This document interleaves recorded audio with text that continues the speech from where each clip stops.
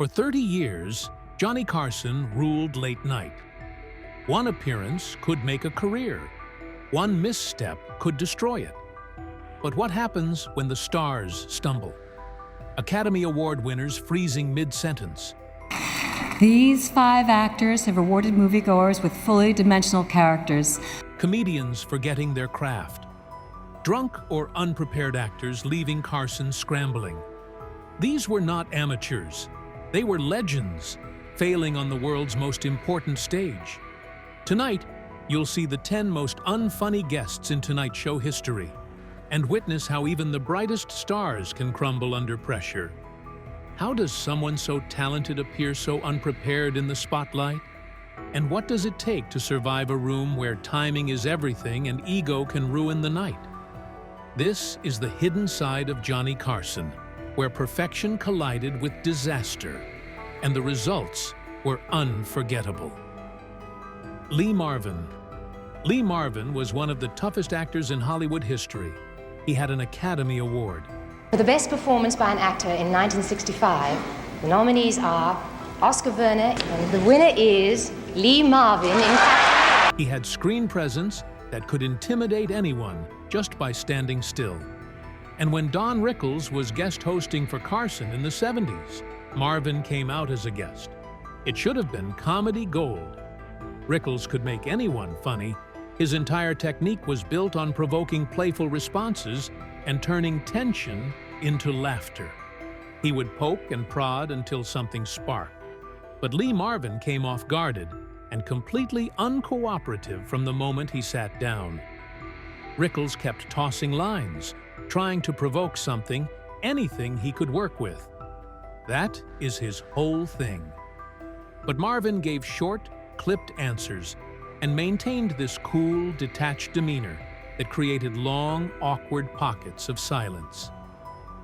When Rickles asked about his new film, Marvin responded with the energy of a man being interrogated by police.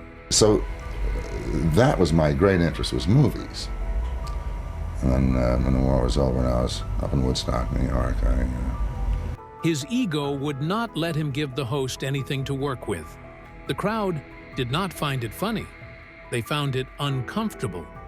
And that is the difference between being a tough guy in movies and being a tough guy on a comedy show. One works, the other dies in front of millions of people. Peter O'Toole. Peter O'Toole's first appearance became legendary for all the wrong reasons. You remember your first appearance on this show? I think it was the first and last appearance. He showed up drunk. Not the charming kind of drunk that makes for good television. The bombing train wreck drunk that makes everyone in the room want to disappear.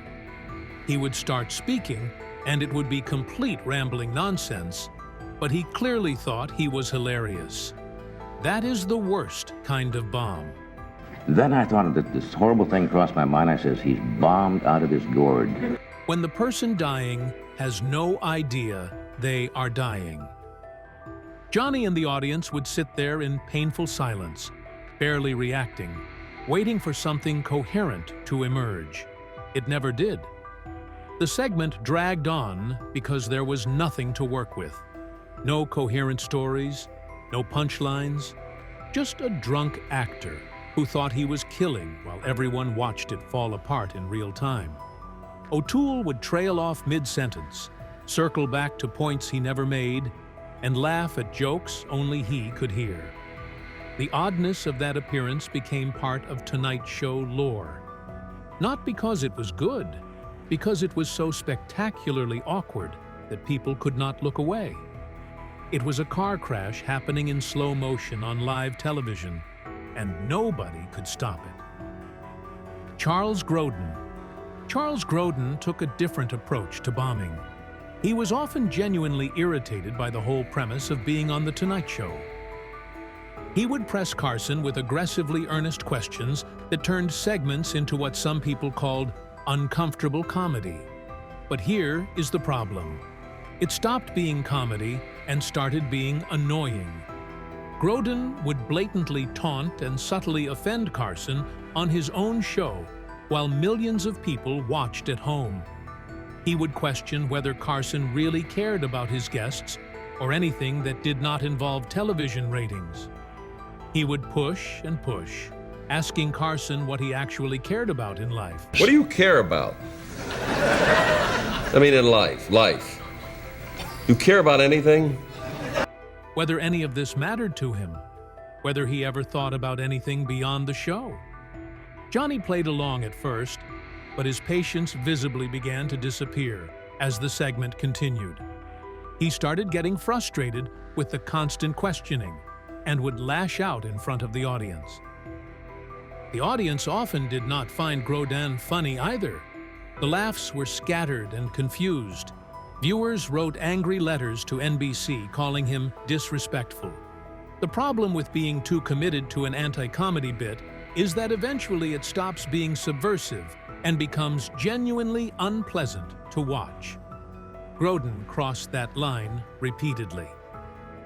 Chevy Chase. Chevy Chase's fundamental problem on Carson was that his funniest gear was physical comedy and sarcasm. I'll do just a little physical comedy. And the point of it is that if you've ever skied... But the talk show couch specifically rewards warmth and quick conversational improv skills above everything else. When Chase's energy turned prickly or defensive, the audience would stop laughing immediately because it felt genuinely tense and uncomfortable instead of playfully antagonistic, the way good banter should feel. There is a famous brutal Carson quote where Johnny said Chase could not ad-lib a fart after a baked bean dinner.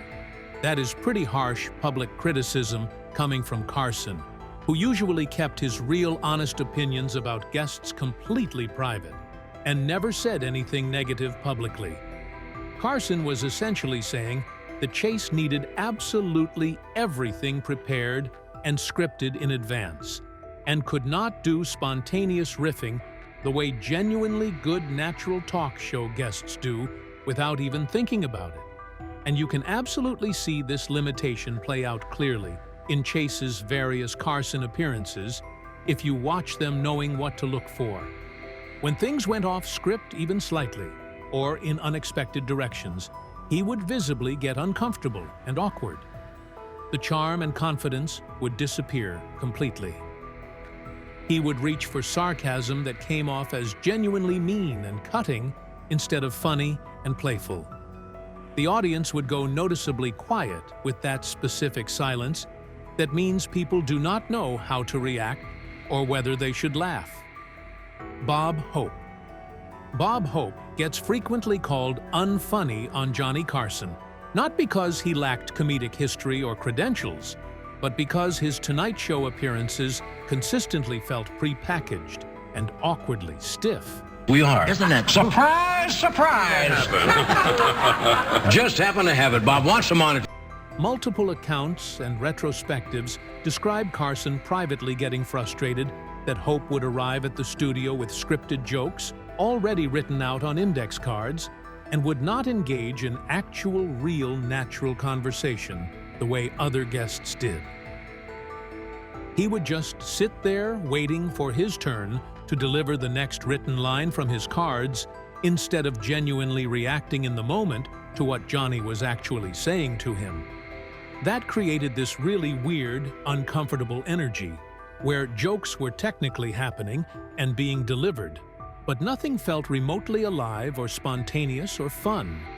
The audience would give polite laughter because it is Bob Hope, and he is a legend, and you are supposed to laugh at Bob Hope.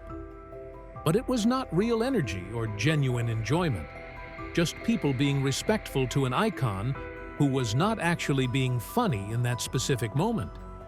When a guest sounds like they are reading directly from a script, the entire exchange feels fake and lifeless.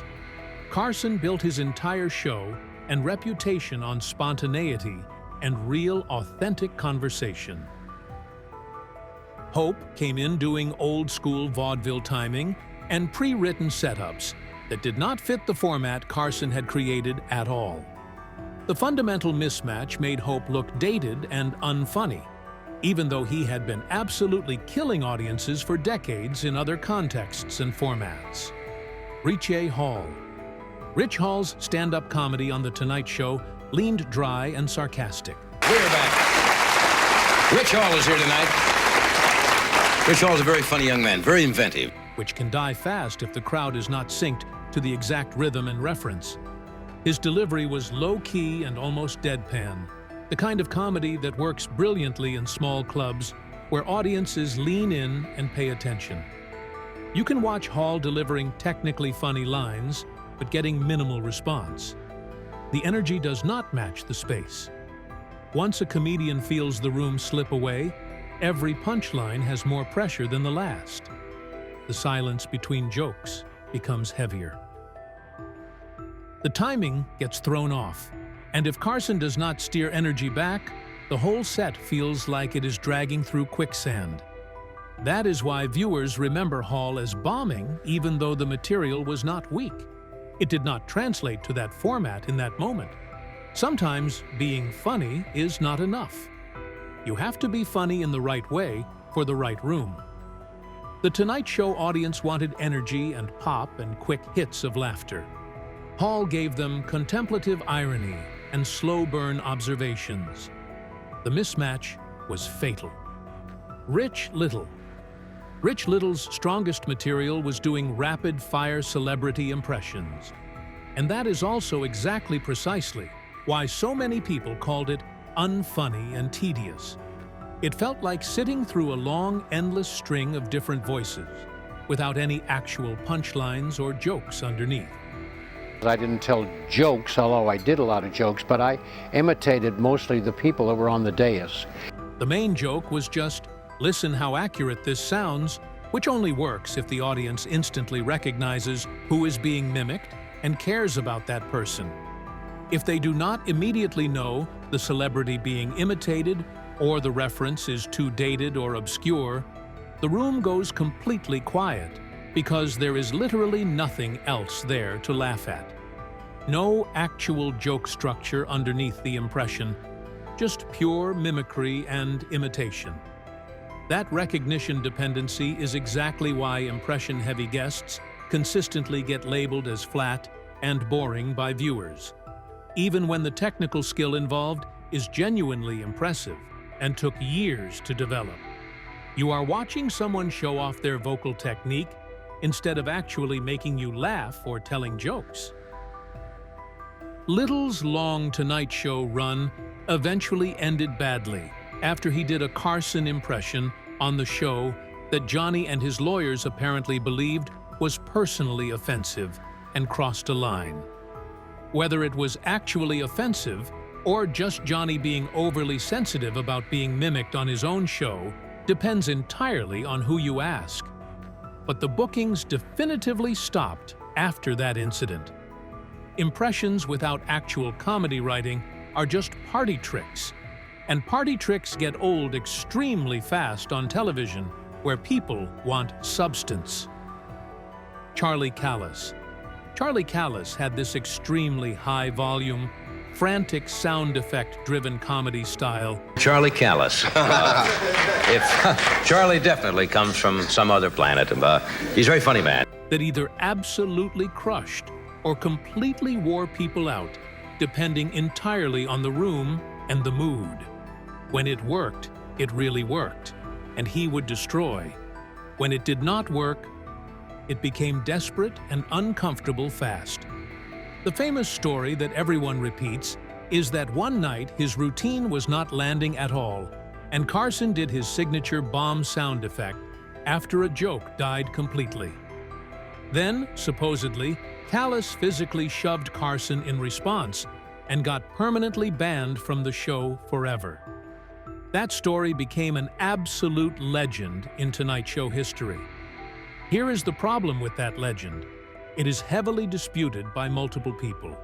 There was actually a published correction in the media saying definitively that Callis did not shove Carson, and Carson did not announce any kind of ban on air during the show. So what actually happened that night? Honestly, hard to say with certainty. What we know for absolute sure is that people who watched remember that particular appearance as deeply, deeply awkward and uncomfortable. Callis visibly got more frantic and louder as laughs did not come.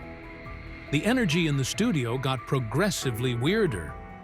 Carson made it very clear through body language that the bit was not working. Whether there was an actual physical shove or not, the evening became infamous as a prime example of a comedian spiraling and losing control when the audience absolutely was not with him. Watching someone work harder and harder and get louder and more frantic for laughs that simply are not coming is genuinely painful for everyone in the room. Johnny Carson. Carson's long and eventful career a little later in the show. In an industry where careers are sometimes as short as half a TV season, Johnny Carson's staying power And then there is Johnny Carson himself. His bombs are remembered because he did not panic when they happened. He often made the failure itself the joke. There are surviving monologues where punchlines get little to no reaction.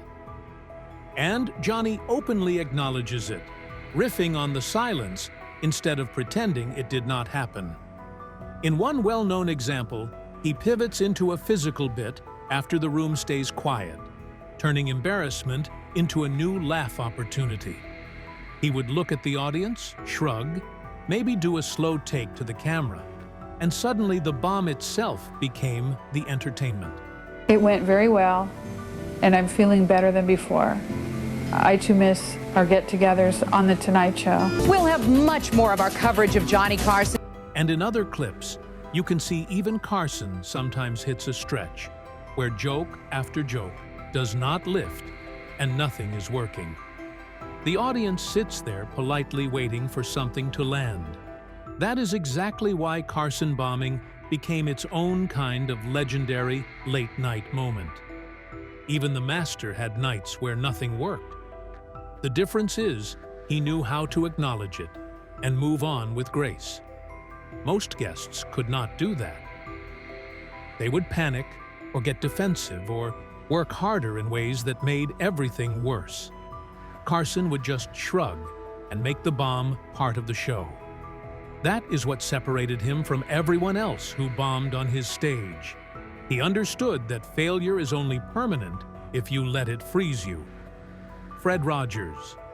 Fred Rogers was much more than an entertainer. He was an ordained Presbyterian minister and a deeply spiritual man. Fred Rogers was not a joke guy at all. So some viewers misread his Tonight Show appearances as unfunny because he did not perform in the normal late-night rhythm everyone expected. On his 1980 Carson appearance, the audience laughs at the contrast between Johnny's parody energy and Rogers's calm, sincere responses. But Rogers does not play for laughs back. Instead, he answers gently and earnestly, which can feel like jokes are bouncing off him, even though that is exactly the point of who he is. His vibe is intentionally disarming and wholesome. He speaks slowly and thoughtfully, like he is talking to one person instead of a studio full of people waiting for punchlines. That alone breaks the late-night contract most viewers are used to. Carson tosses setups the way he always does, and Rogers responds like a human being instead of a comedian. Not deflecting, not escalating, not trying to win the moment, just answering honestly and staying present. For some people, that reads as awkward or flat because the usual rhythm never kicks in. There is no back-and-forth volley of jokes, no competitive banter, no payoff laugh that releases the tension. The silence hangs longer than people are comfortable with on a comedy show. You can feel the audience unsure of what their role even is. Should they laugh or listen? Rogers does not guide them toward laughter because he is not there to entertain in that way. He is there to connect. That difference matters enormously. Late-night audiences are trained to respond fast and loudly. Rogers asks them to slow down without ever saying it out loud. What makes it more uncomfortable for some viewers is that Carson clearly respects him. Johnny leans in instead of pushing harder, He softens his own energy to match Rogers instead of trying to steamroll him with jokes. That is rare on The Tonight Show. Carson usually controls the rhythm of the room completely. With Rogers, he lets the moment breathe. Rogers' sincerity removes irony from the equation entirely. Late-night comedy often relies on layers of irony and self-awareness. Rogers does not operate there at all. He says exactly what he means and means exactly what he says. That kind of emotional directness can make people squirm because there is nothing to hide behind. No joke armor, no sarcasm, no wink to let you off the hook. So when people say Rogers was unfunny on Carson, what they are really reacting to is discomfort, not failure. He was not bombing. He was refusing to perform the role they expected him to play. It was not a comedy dying. It was comedy stepping aside to make room for something else entirely. What happens when the brightest stars stumble under the spotlight? When the world expects brilliance and the machine of television demands perfection? The Tonight Show taught us that even legends can fail, and that failure can reveal more than success ever will. But these are only the stories we know. How many more moments lie buried in the archives, waiting to show us the hidden cost of fame, timing, and ego? The cameras stopped rolling decades ago, but the lessons remain. Are we ready to confront the uncomfortable truths behind the smiles, the laughter, and the applause? Or will we keep looking only at the legend, ignoring the fragile humanity that made it possible?